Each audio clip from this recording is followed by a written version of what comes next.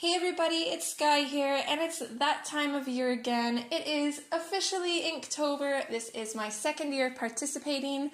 Again, I'm going to be following the official prompts by Jake Parker, who, if you didn't know, was actually the person who came up with Inktober. I did participate last year, and I did the same thing last year that I'm going to do this year, and that is I'm going to record my favorite prompt every week. So, for example, this one is day 4, which was spell, and that was my favorite prompt for the first week of Inktober, so I decided to record the process of it. And every weekly showcase will be uploaded on Saturday. So there will be 4 of them, and then if you're interested, keep a lookout for my sketchbook tour, which should be uploaded sometime within the first couple days of November. So, into the materials that I'm using for the drawing process, I'm actually using the exact same 0.7 mechanical pencil that I used last year, nothing fancy. And I'm also using a Prismacolor kneaded eraser, which you'll see me playing with quite a bit in the video because I decided not to edit anything out. It's all there, from looking to Google for inspiration or ideas to fidgeting with my eraser while I think and plan things out. And all the erasing bits and all that, it's all there for you to see. The paper that I'm working on is the same paper that I used last year as well. It is the 98-pound Canson mixed media, and I don't think it's the smallest sketchbook you can get. I'm not sure of the dimensions. I think it's the medium one, but I could be wrong. But what I do for Inktober is I take a page and I cut it into quarters, so I end up with 4 pages out of 1 that measure about 3.5 to 5 inches. And I do this just because the page size is a little bit more manageable for me. I definitely don't draw enough. I've actually barely drawn since last Inktober, believe it or not. So I try to help myself with the challenge as much as I can by making it a little bit more manageable for me to actually complete. I never know what my days are going to be like, but I can usually set aside an hour or 2, depending on how much time I want to spend, just to fill in a small piece of paper and ink it. So it's definitely easier if I can help myself, and then I actually won't mind doing it and will hopefully complete it like I did last year. So now in regards to the prompt, which again was spell, I initially thought of a spell book, which I did go ahead with, but I had first planned on doing this big giant spell book with tons of pages and like interest to it. But when I actually started drawing, I just wasn't feeling that, so I changed my mind and decided on doing kind of like a witch's scene with her spell book being the main focal point. So I kind of went along with that, and it was a little bit of a process. I wasn't really sure what to do a lot of the time. I didn't really plan this in my head. I just kind of went with it. In the end, though, I'm really happy with how it turned out, but it definitely did take me a while to be happy with it. And I think doing my favorite prompt is a little bit, stressful because I want it to be really good, so I put a lot of pressure on myself, and that definitely doesn't help. But I also know that my favorite prompt will be the easiest one to record, so that's why I went that way. So I decided to just put some illegible handwriting in the book for the words, and then just some random little pictures of ingredients that we'd need for whatever spell this is. And then of course at the end, you can't make potions without a cauldron, so of course I had to put that in there as well. So then I decided to make a few changes. I didn't really like the water droplet, so I decided to change that to a gem. I also really enjoyed doing the bottles in the background. So I know the first one's kind of hard to see. It's supposed to be a skull and crossbones, but there wasn't really much room to work with on that one. The second one is like a potion of fire, and then the third one is, of course, juice from eyeballs, because you can't make potions without that. And then I also decided to put in a little black cat in the background, because black cats and witches just go so well together, and of course cats are cute and I love them. If you watch my coloring videos, you'll know that for sure. So I also decided to put in a wand, and then I trade that large alchemy bottle in for like a little fortune bulb thingy. I know they have a name, but I, for the life of me, cannot think about it.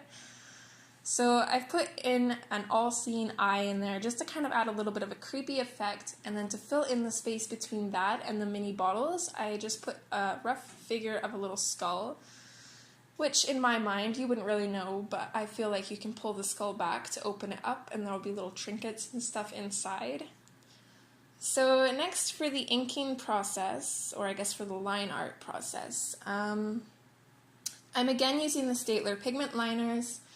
I do have the 4 sets. Unfortunately, I decided to use 2 of them alongside my Prismacolor pencil crayons, which was not a good idea because now 2 of them don't work. So the only ones I have to work with this year are the 0.1 and the 0.5. So first I'm going over everything with the 0.1, and then I'm going to come back in, and anything I want to make thicker, I'm going to come in with the 0.5. And then any lines that I want to make just slightly thicker without going too crazy, I'll just go back in with the 0.1 a few times until I'm happy with the line thickness. So this is kind of the best that I could do this year. I was planning on replacing the 2 pens, and maybe I still will throughout the month here if I get a chance to, but for now these are what I'm working with. Another thing that I wanted to do is just kind of add in a few more details with the black pens, like adding bubbles to the cauldron. Later on you'll see me add a little bit of shading to the eyeball globe thingy, which I still can't think of the name. If you guys know what that's called, pop it in the comments because I just cannot think of it. I'll probably search it up after watching this video anyways, but...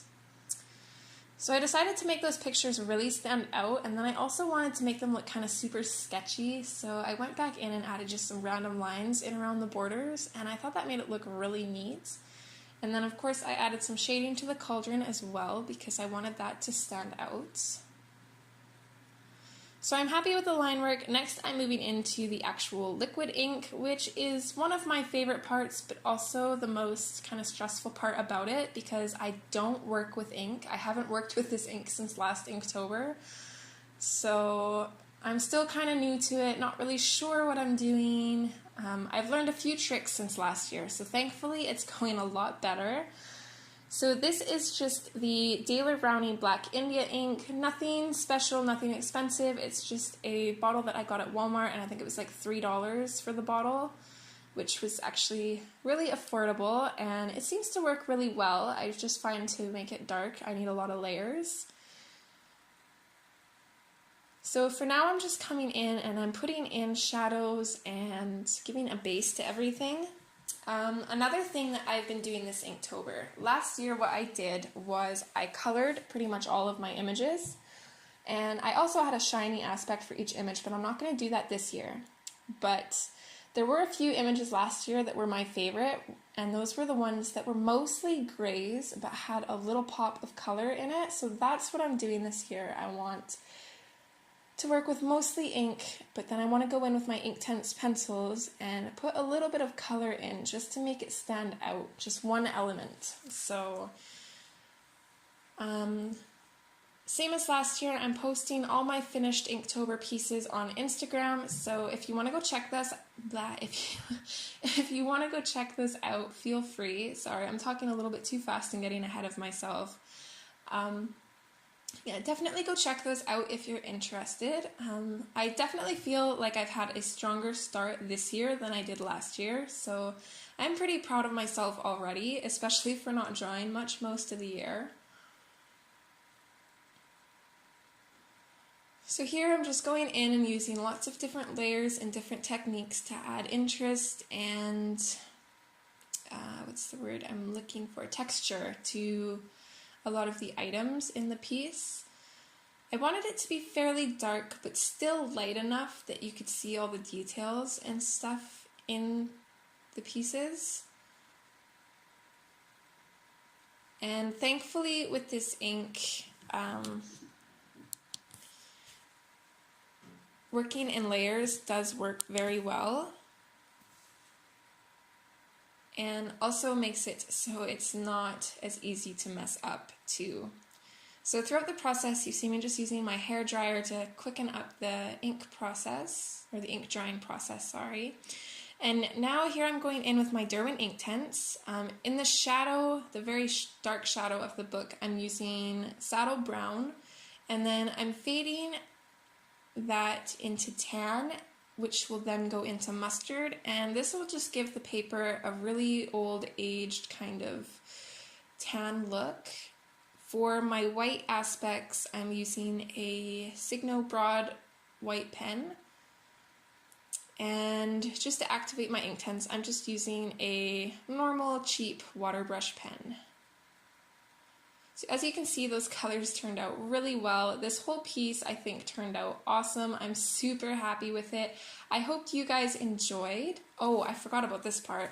I did want to add a little bit of ink splatter to the book, so I just used my paintbrush and some pure ink, splattered it on, and then used a napkin to kind of dab it out so it wasn't straight black. Okay, I really appreciate you guys watching. I hope you enjoyed, and I hope to see you next time. Bye!